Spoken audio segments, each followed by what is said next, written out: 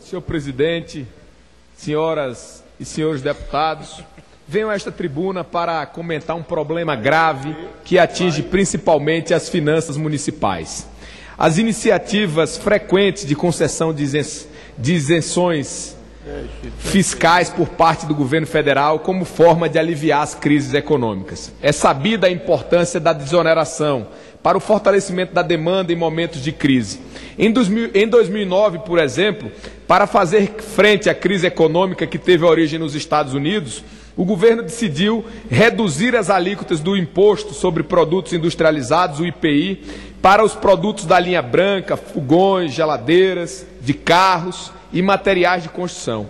A medida teve como resultado o incentivo do consumo interno do país, ampliando a demanda desses produtos e, consequentemente, movimentando o setor produtivo. Porém, para conseguir esse efeito, senhor presidente, o governo federal desonera impostos que geram receitas compartilhadas com estados e municípios.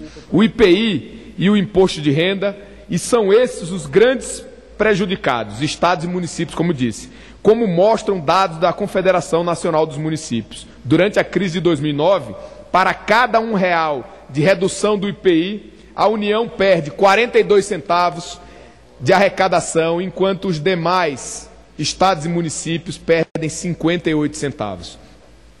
Assim, apesar dos benefícios já citados, essa iniciativa tem um impacto extremamente negativo para a arrecadação a curto prazo dos nossos municípios e dos estados brasileiros. O Fundo de Participação dos Municípios é a receita mais significativa para a maioria dos municípios. E ele é composto do bolo tributário formado pelo Imposto de Renda e pelo IPI. Assim, quando o governo concede redução desses impostos, automaticamente reduz a arrecadação dos municípios. Este ano, senhor presidente, a CNM alertou para as dificuldades que as prefeituras estão enfrentando para fechar as contas ao fim dos mandatos dos prefeitos. A desoneração do IPI resultou em R$1,5 bilhão de reais a menos nos cofres municipais. E a redução do IPI exportação reduziu 155 milhões da distribuição aos municípios. Já fui prefeito e posso dizer com propriedade o quanto essas quedas desequilibram o orçamento público municipal. A variação da arrecadação de um mês para outro é grande, o que prejudica o planejamento eficiente das prefeituras. O primeiro repasse deste mês, por exemplo, foi 8,5% menor do que outubro de 2011. O repasse acumulado até agora é de 1,4% inferior ao do ano passado.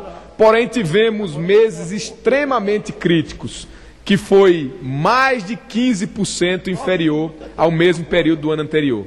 Essa variação, como já mencionei, prejudica intensamente o planejamento financeiro das nossas prefeituras.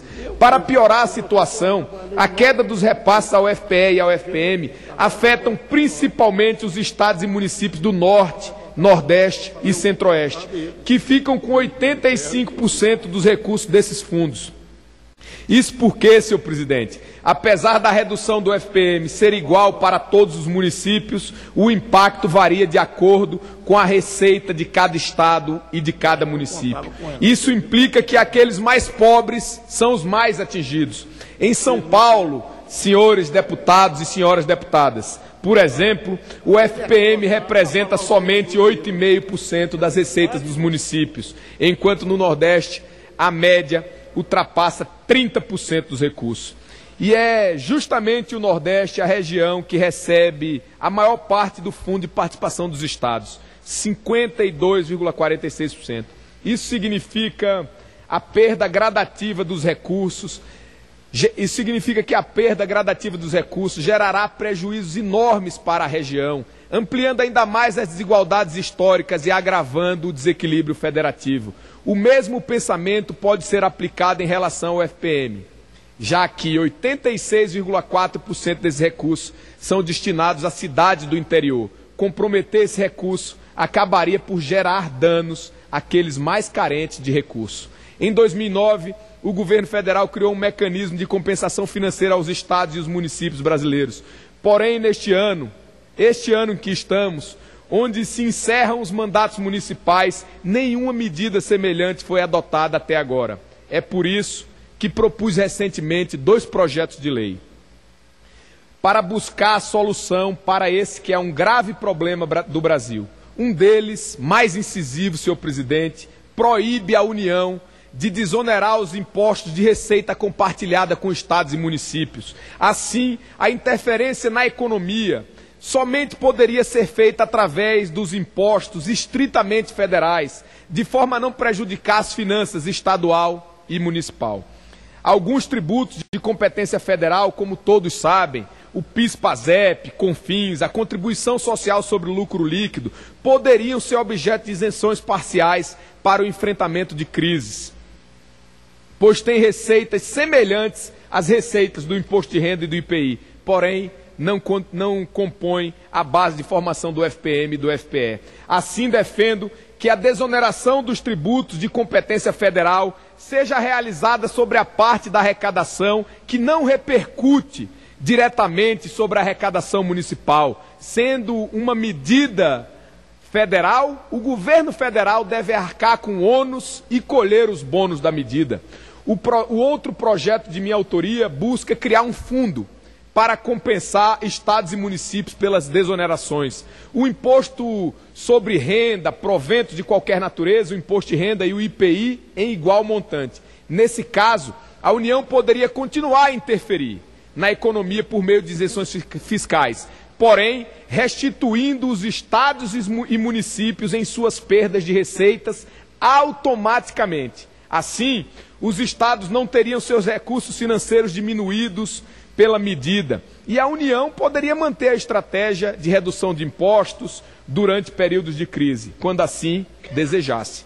Para os interessados, senhor presidente, o projeto de lei complementar encontra-se inscrito sobre o número 214 de 2012 e pode ser acessado pelo site da Câmara dos Deputados sob o endereço www.câmara.gov.br. Por fim, senhores e senhoras deputadas, gostaria de lembrá-los que não é puramente interesse econômico em jogo, mas sim a defesa da nossa Constituição, que prevê no seu artigo 159 o repasse de parte da arrecadação do IPI a estados e municípios. Como os senhores sabem, o regimento interno da Câmara dos Deputados dispõe sobre o dever parlamentar de defender e cumprir a Constituição Federal. Além disso, o princípio da máxima efetividade na interpretação das normas constitucionais frisa a importância de se interpretar a Constituição da forma que gere a maior eficácia.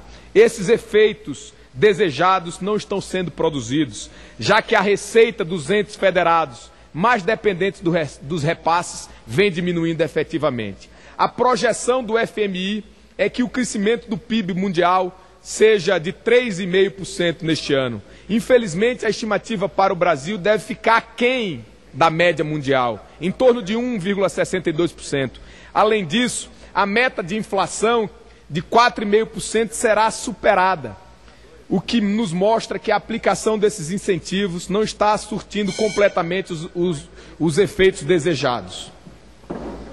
E é incondizente com o cenário econômico mundial. Temos, portanto, que estudar novas formas de movimentar o nosso setor produtivo sem prejudicar, no entanto, as finanças dos estados e dos municípios. Era o que tinha a dizer, senhor presidente, solicitando a Vossa Excelência que utilizasse os meios de comunicação da Casa para divulgar o pronunciamento ora proferido da tribuna da Câmara dos Deputados. Muito obrigado.